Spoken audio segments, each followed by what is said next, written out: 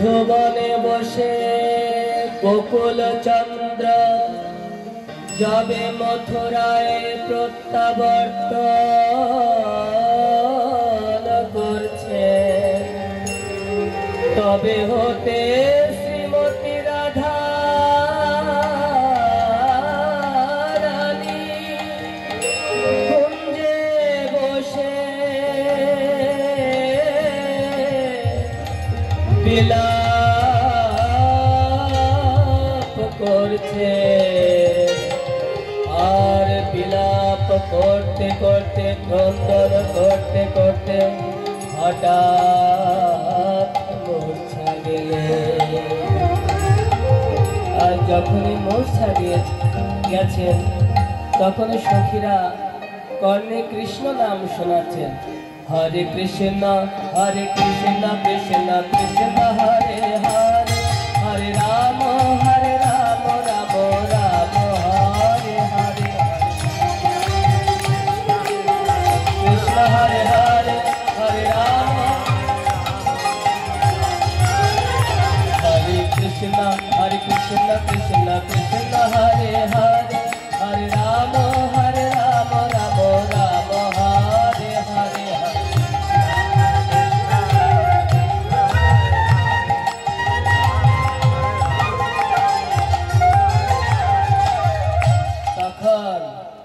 রাধারানী হঠাৎ মূর্ছা ফিরে পেলেন।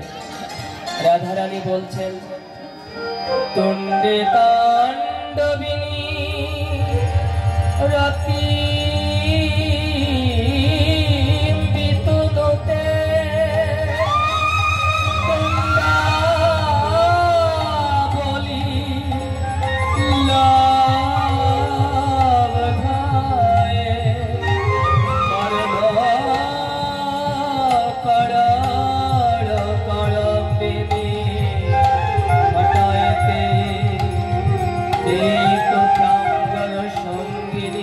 বিজয়তে সর্বইন্দ্রিয়াণাম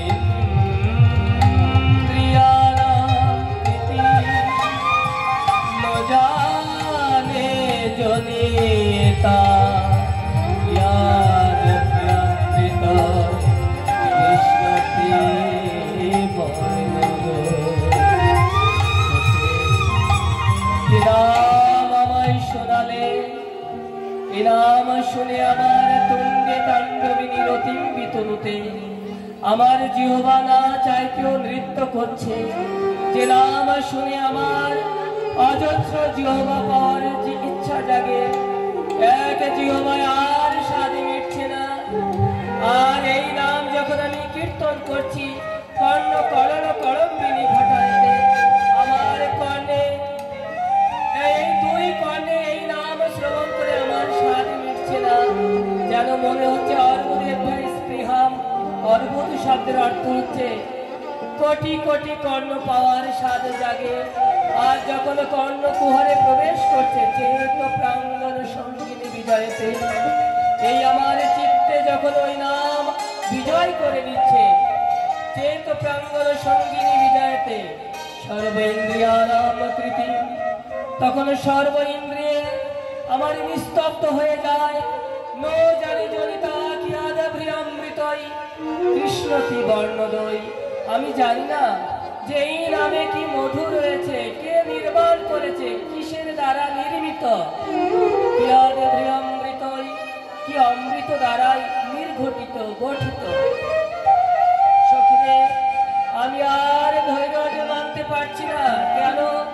ওই যে প্রাণ বধূ মথুরায়। তখন বৃন্দা দেবী এসে বললেন, ধৈর্যম কুরু ধৈর্যম রায়, ধৈর্যম কুরু ধৈর্যম রায়, শীঘ্রম কুরু গমনা, শীঘ্রম কুরু গমনা, অবিলম্বনে মথুরা পুরী, অবিলম্বনে মথুরা করহ গমনা। আরে প্রবেশ কর গমনা, প্রবেশ কর গমনা, সময় থাকতে চলো চলো। দেখুন, এই হচ্ছে প্রমাণ, প্রশিক্ষণ, শিক্ষণ। কেননা রাধারানী বলছেন, যখনই বৃন্দা দেবী বললেন তুই ধৈর্য ধর, আমি শীঘ্রই যাব ওই মথুরায়। তখন রাধারানী বললেন যে সময় থাকতে চলো চলো, সময় থাকতে চলো, ওই অসময় হলে আর হবে না। সময় থাকতে চলো চলো, অসময় হলে আর হবে না। সময় থাকতে চলো চলো, অসময় হলে আর কৃষ্ণ দর্শনে চলো চলো, অচল হলে আর হবে কৃষ্ণ দর্শনে চলো, অসময়ে আর হবে না। রাধারানী বললেন যে সময় থাকতে যাও, তুমি তো যেতেই চাও, এটি হচ্ছে প্রকৃষ্ট সময়। এই প্রহ্লাদ মহারাজ বলেছিলেন যে কৌমার বয়স থেকে কৃষ্ণ ভজন করতে হয়। সেই জন্য রাধারানী বলছেন যে অচল হলে আর কৃষ্ণ ভজন হবে না। তখন বৃন্দা দেবী কি করলেন, ওই রাধারানীর চরণ ধুলি নিয়ে যমুনা পেরিয়ে মথুরায় বা মধুপুরে পৌঁছালেন। তখন মধুপুর নাগরিকগণ গুণ গুনিয়ে কৃষ্ণ নাম গাহিছে। তখন জিজ্ঞাসা করলেন, আচ্ছা হে মধুপুরীগণ, মধুপুর নাগরিকগণ, তোমরা কি বলতে পারো কোথায় এই কৃষ্ণ থাকে? তখন বৃন্দা দেবীকে বলছেন মধুপুর নাগরিকগণ যে সপ্তম দ্বার পার রাজা বৈঠত, কাহা কাহা যাও বিনারী, তুমি তো ভিখারি নির্বেশ, যোগী নির্বেশ, তুমি কেমনে যাবে সেই সপ্তম দ্বার পার রাজা বৈঠত? আপনারা কি ইচ্ছা করলে প্রধানমন্ত্রীর কাছে যেতে পারবেন? এটি সম্ভব নয়, কেননা অনেক প্রোটোকল রয়েছে। সেই প্রোটোকলগুলি আপনারা সংশোধন করে বিস্তারিত নোটিশ দিয়ে, বিস্তারিত প্রুফ দিয়ে তারপরে সেই প্রধানমন্ত্রীর কাছে যেতে হয়। কিন্তু আমাদের ইসকন থেকে অনেক ভক্ত প্রধানমন্ত্রীর কাছে সৌজন্য সাক্ষাৎ করেছে। এমনকি আমারও সৌভাগ্য হয়েছে এ প্রয়াত আমাদের যিনি শিক্ষাগুরু তার সাথে যাওয়ার। এই জন্য দেখুন এই মধুপুর নাগরিকগণ তাই বলছেন যে সপ্তম দ্বার পার রাজা বৈঠত, কাহা কাহা যাও বিনারী, তুমি কোথায় যাবে? তুমি তো যোগী নির্বেশ, ভিখারি নির্বেশ, তুমি কিভাবে যাবে? তখন রাধারানী বললেন যে দেখো, আমার কাছে এমন এক মন্ত্র রয়েছে, যে মন্ত্র পাঠ করলে, কীর্তন করলে তোমাদের ওই রাজা গললব্ধি কৃতবাসে নেমে আসবেন। কি সেই মন্ত্র? রাধা রানীকে জয়, মহারানীকে জয়, রাধা রানীকে জয়, রাধা রানীকে জয়, মহারানীকে জয়, রাধা রানীকে জয়, মহারানীকে জয়। আর বৃন্দাবনেশ্বরী জয় জয় জয়, আর বৃন্দাবনেশ্বরী জয় জয় জয়, আর ধনকুল রাজরানী জয় জয় জয়, আর ধনকুল রাজরানী জয় জয় জয়। জয় রাধে, জয়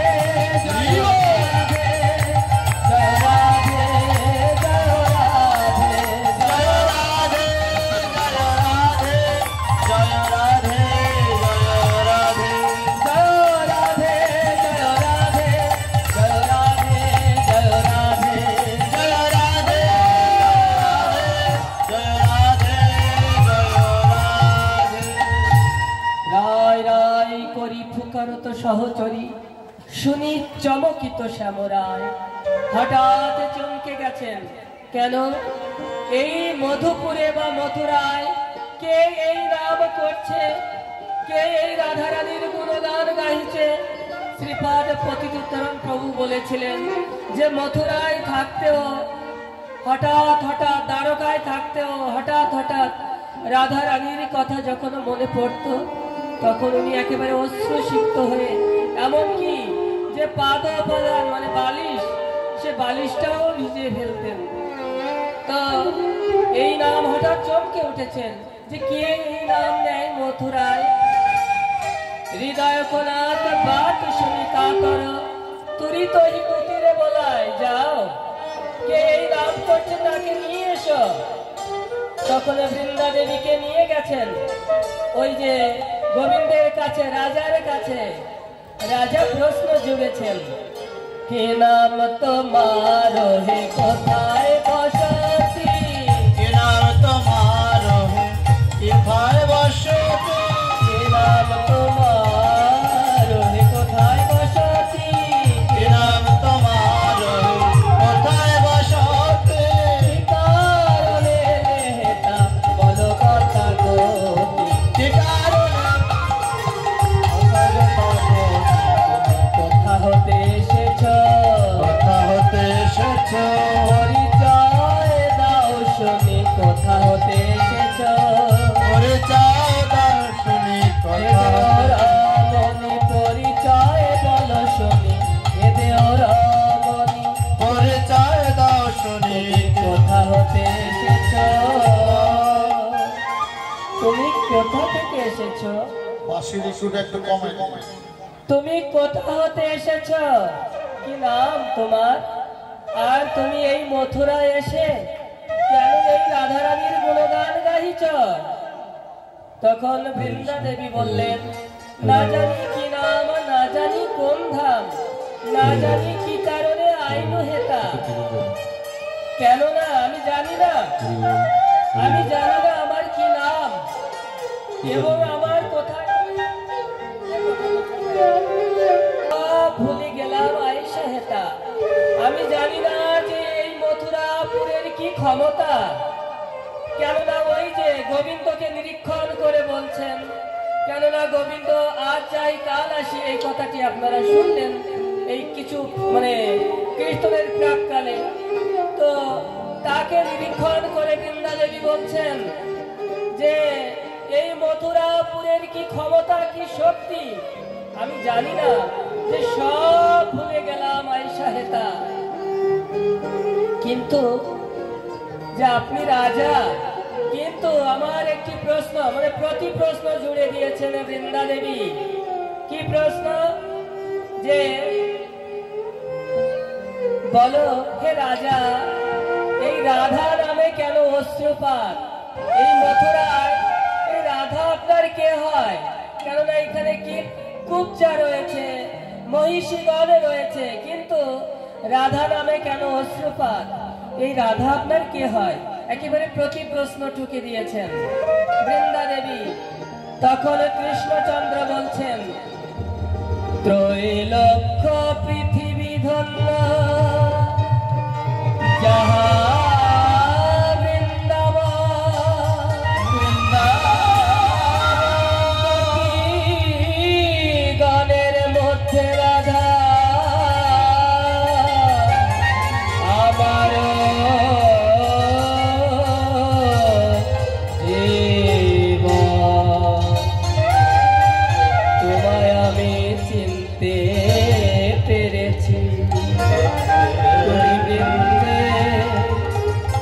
বৃন্দাবনে, নইলে এমন কথা আমায় কে কহিতে পারে? বলো বৃন্দে, ওই ব্রজের কুশল বলো। তখন বৃন্দা দেবী বললেন যে না না, বলা হবে না। তুমি যদি জানতেই চাও তাহলে একবার ব্রজে চলো, একবার ব্রজে চলো, ব্রজে শরদিনে দুয়ের তরে। একবার ব্রজে চলো, ব্রজে শরদিনে দুয়ের তরে। একবার ব্রজে চলো, ব্রজে শরদিনে দুয়ের তরে। একবার ব্রজে চলো, ব্রজে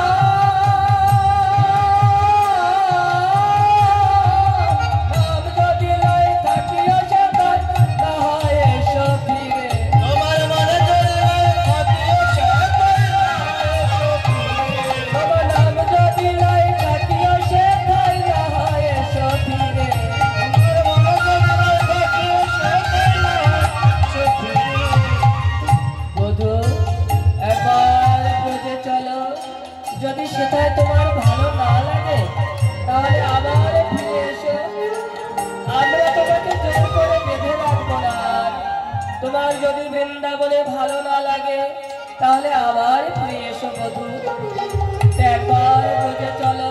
তখন গোবিন্দ কি করলেন? বাঁধিতে বাঁধিতে চড়া তিলক হইল মোরা, অবসর নাই বাসিনীতে, নুপুর বিহানে পায় আমনি চলিয়া যায়, নুপুর বিহানে পায় আমনি চলিয়া যায়, নুপুর বিহানে পায় আমনি চলিয়া যায়। আর চিত ধরা বাঁধিতে বাঁধিতে, আর চিত ধরা বাঁধিতে বাঁধিতে, কিছু মনে নাই মনে নাই, কিছু মনে নাই মনে, ওই ধরা চোলা মোহনবাসী মনে নাই মনে নাই, ধরা চোলা মনে নাই মনে নাই, ধরা চোলা মোহনবাসী মনে নাই মনে নাই, ধরা চোলা মোহনবাসী মনে নাই মনে নাই। তখন সব কিছু ভুলে গেছেন। যখন এই বৃন্দাবনের কথা তার স্মৃতিপটে মনে পড়েছে, মনে এসেছে, তখন কৃষ্ণ বললেন, হে বৃন্দে, তুমি আগে যাও, বৃন্দাবনে গিয়ে আমার কুশল জানাও যে আমি শীঘ্রই বৃন্দাবনে প্রত্যাবর্তন করব। তখন এদিকে রাধারানীর কাছে বৃন্দাদেবী এসে বললেন এই সমস্ত বৃত্তান্ত, যে গোবিন্দ অবশ্যই বৃন্দাবনে আসবেন। বহুদিন পরে বধূয়া এলে, দেখা না হইল পরানো গেলে, পরাণ ছিল বলে দেখা হলো, বলে দেখা হলো, ছিল বলে দেখা হলো, পরাণ ছিল